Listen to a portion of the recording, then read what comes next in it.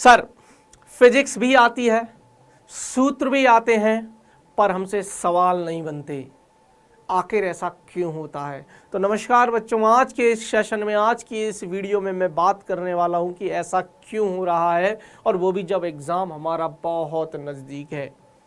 यार ये तो बहुत बड़ा मेजर सवाल है ना कि सर हमको फिजिक्स आने लग गई है अब, क्योंकि अब एंडिंग है। फिजिक्स तो आती है सर, देखिए थ्योरी पढ़ ली, सवालों की प्रैक्टिस भी कर ली, लेकिन जब हम एग्जाम में सवाल करने बैठते हैं या जब हम खुद से प्रैक्टिस करते हैं तो हमारे सवाल गलत हो जाते हैं। हमें पता है कि कौन सा सूत्र लगना है, हमें आती है फिजिक्स, लेकिन हमसे सवाल नहीं बनते। अब देखिए मेन तो पेपर में सवाल है ना। आप कुछ भी कर लो, आपको कितने भी फिजिक्स आती हो, लेकिन जब जेईई के पेपर में बैठोगे और अगर आप सवाल सही नहीं करके आए तो एग्जामिनर आपको फेल ही करेगा ना। वो तो आपके सवाल को देखेगा कि क्या वास्तविकता में आप सवाल करके आए हो या नहीं, चाहे आपको कितनी भी फिजिक्स आती हो, वो नहीं मानेगा। तो जो प्रूफ है ना कि यार मुझे फिजिक्स आती है वो नहीं आती, वो प्रूफ है सवाल सही करना, और ये प्रूफ करना पड़ेगा आपको सवालों को सही करके। बस वही बात करने आया हूं मैं, क्यों बच्चों से ऐसा होता। देखिए बहुत अच्छी बात है कि सर हमने कोई थ्योरी पढ़ी, हमने बहुत अच्छे से उसके कॉन्सेप्ट समझ लिए, ठीक है, हमने बहुत अच्छे से कॉन्सेप्ट समझ लिए, हमने लिख लिख के उसकी थ्योरी भी समझ ली, प्रैक्टिस भी कर ली, क्लास में जो नोट्स बनाए थे वो भी हमने एक बार लिख लिख के देख लिए, जो सवाल करवाए थे वो भी हमने करके देख लिए, आपने जो होमवर्क दिया वो भी हमने कर लिया। अब हमारे अंदर इतना कॉन्फिडेंस है, लेकिन सवाल क्यों नहीं हो पाते? सब उसका रीज़न है सिली मिस्टेक्स। बेटा जी ये एग्ज़ाम में ना ये सिली मिस्टेक्स ना सिला मिस्टेक्स बन जाएंगे आपकी, मजाक नहीं कर रहा। बच्चे बहुत, पता है क्या इसका एक ही तरीका है, आप सवालों को ऐसे करिए जैसे आप बोर्ड के एग्ज़ाम में करते हो ना। आप स्टेप बाय स्टेप है ना सॉल्यूशन लिखिए। आप जैसे आप बहुत छोटी सी बात, जैसे मैं यहीं पर करके दिखाता हूँ। मान लीजिए आप कुछ कर रहे हो है ना, मान लीजिए आपने 3+-2 लिखा। अब आप बच्चे 3-2 को स्किप कर जाते हो, सीधा 1 लिख देते हो। मैं कह रहा हूँ ऐसे स्टेप बाय स्टेप करके लिखो ना, स्टेप बाय स्टेप करके लिखो, फिर यहाँ 1 लिखो और ऊपर से स्टेप बाय स्टेप चलाते हुए आओ। जैसे ऐसे करो जैसे आप बोर्ड का एग्ज़ाम लिख रहे हो। तो इससे क्या होगा ना, आपके जो मिस्टेक्स है ना, सिली मिस्टेक्स होने के चांसेस खत्म हो जाएंगे, क्योंकि आपको पता है कि आपने पी ऊपर वाली स्टेप में क्या लिखा। आप लोग क्या करते हो ना, हाँ बोल देते हैं जनरली कि यार अब जेईई है तो थोड़ा समय बचेगा, लेकिन समय बचा के भी क्या कर लोगे जब सवाल ही गलत कर रहे हैं हम। हमारा मेन पर्पज़ है सवाल सही करना, समय बचाना हमारा दूसरा पर्पज़ है। बच्चा ये सोच लेता है कि अरे जेईई की तैयारी कर रहा हूँ, चलो चलो समय बचाता हूँ। समय बचाते बचाते वो पूरे पेपर को 3 घंटे में से 2.5 घंटे में करके बैठ जाएगा। लेकिन क्या फ़ायदा, वो 2.5 घंटे में तूने आधा घंटा बचा लिया, लेकिन ऊपर तो सवालों में 3-4 सवाल गलत कर दिए सिली मिस्टेक से। मत बचाता 2.5 घंटा, आधा घंटा भाई पूरे 3 घंटे में कर लो, लेकिन वो जो आधा घंटा बच रहा है ना वो आपके लिए डेंजर है।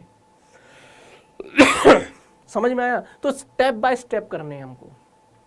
कई बार बच्चे समझ नहीं पाते, कई बार हवा में कैलकुलेशन करते हैं, हाँ ये हो जाएगा ये हो जाएगा। वो बहुत प्रैक्टिस के बाद आता है बच्चे। मैं ये भी नहीं कह रहा कि वो आता नहीं है, पर बहुत प्रैक्टिस करनी पड़ेगी उस चीज़ के लिए। तैयार हो, कर लो। लेकिन अगर अभी इनिशियल लेवल पर अगर हमसे ये गलतियां हो रही हैं और हमें सिलेक्शन चाहिए, जेईई मेन के अंदर अगर हमें सिलेक्शन चाहिए, तो बेटा जी स्टेप फॉलो करिए। जैसे आप बोर्ड का एग्जाम में 5 नंबर 6 नंबर 4 नंबर का जो पूरा पन्ना भर के सोल्यूशन लिखते हो ना, वैसे सोल्यूशन लिखना स्टार्ट करिए, चेंज अपने आप नजर आने लग जाएगा। पहली मिस्टेक, क्यों सवाल नहीं होते उस पर आ रहा हूं, पर सवाल सही नहीं होते। दूसरी मिस्टेक, बच्चा सवाल को ढंग से पढ़ता ही नहीं है। हाँ ये हुआ ये हुआ ये हुआ, क्या दिया है उसको ये भी नहीं पता होता सवाल में। जबकि सवाल को रीड करना भी एक कला है, सवाल को रीड करना भी एक आर्ट है। आप सवाल को एक बार में ऐसे पढ़िए कि सॉल्यूशन आपके दिमाग में बनता जाए कि अच्छा ये दे रखा है, ये पूछा है, ये तरीके होंगे, ऐसे जाऊंगा।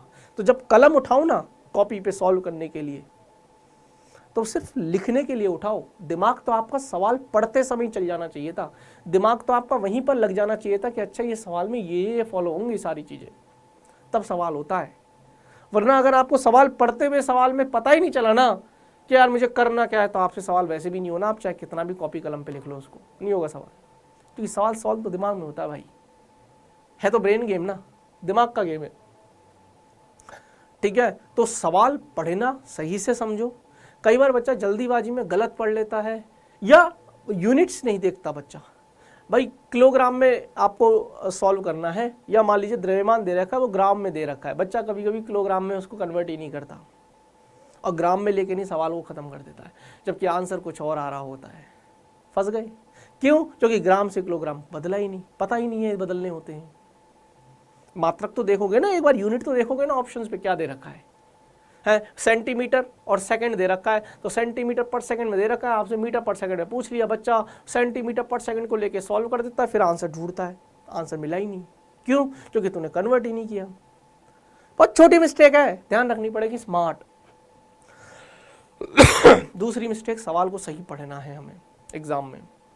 टाइम लीजिए, सवाल को रीड जितना करोगे, घर पे अभी टाइम है ना, आप सवालों की प्रैक्टिस करते हो ना, प्रैक्टिस करते समय सवाल को रीड भी ढंग से करिए, टाइम लेके करिए, और क्या दिया है वो लिखिए और क्या पूछा है वो लिखिए, और जो दिया है और जो पूछा है उन दोनों के बीच में क्या लिंक है, जहाँ कनेक्शन है वो ढूंढने की कोशिश करिए, सवाल बनने स्टार्ट हो जाएंगे। ठीक है, तो ये दो मेजर छोटी छोटी सी बातें हैं, मतलब मेजर बातें हैं जहां बच्चा मिस्टेक करता है, तो आपको ये मिस्टेक्स नहीं करनी है। और ये हैबिट जो है ना, ये बहुत बड़ा रिजल्ट देगी आपको। ये जो छोटी सी हैबिट आपको नज़र आ रही है ना, ये बहुत बड़ा रिजल्ट देगी। एटलीस्ट अगर पूरे इन छोटी सी हैबिट्स को भी ध्यान में रखते, मैं तो कह रहा हूँ पूरे पेपर में 4 सवाल पे भी तूने रोक लगा ली ना, जो सवाल गलत होने थे आपके, और इस वीडियो को देखने के बाद अगर 4 सवाल आपकी गलत अब नहीं हो रहे हैं क्योंकि आपने ये इंप्रूव कर लिया, तो तेरे 4 सवाल मतलब 16 नंबर, और 4 नेगेटिव की ओर जोड़ लो मतलब 20 नंबर, सीधा सीधा 20 नंबर का फायदा, रैंक सीधा जंप हो जाती है, रैंक सीधा उछल जाती है बेटा। ठीक है, तो ध्यान रखना, बहुत छोटी छोटी सी मिस्टेक, ये सिली मिस्टेक्स नहीं बोलते, इनको सिला मिस्टेक्स बोलते हैं। ये कंपटीशन से बाहर फेंक देगी आपको, अगर आपने सिली मिस्टेक्स कर दी तो सीधा कंपटीशन से बाहर ही फेंक देगी, हो ही नहीं हिस्सा, सीधा रैंक ही 5-6 लाख में आएगी फिर आपकी। अगर चाहते हो रैंक आना 10,000 5,000 में आना चाहते हो, तो छोटी छोटी मिस्टेक्स का ध्यान रखिए और इम्प्रूव करिए उनको। ठीक है, तो चलिए अपनी बात को यहीं पर ख़त्म करता हूँ। पढ़ते रहिएगा, इसी के साथ मिलते रहेंगे। और हाँ यार, आरंभ बैच हमने लॉन्च कर दिया है, आप चाहिए आरंभ बैच 2.0 हमारा ज्वाइन कर लीजिए, जो भी बच्चे अभी भी जेईई की तैयारी करना चाहते हैं। ठीक है बेटा जी, इसी के साथ अपनी वाणी को विराम देता हूँ। मिलते हैं नेक्स्ट क्लास में, तब तक के लिए बाय बाय, धन्यवाद।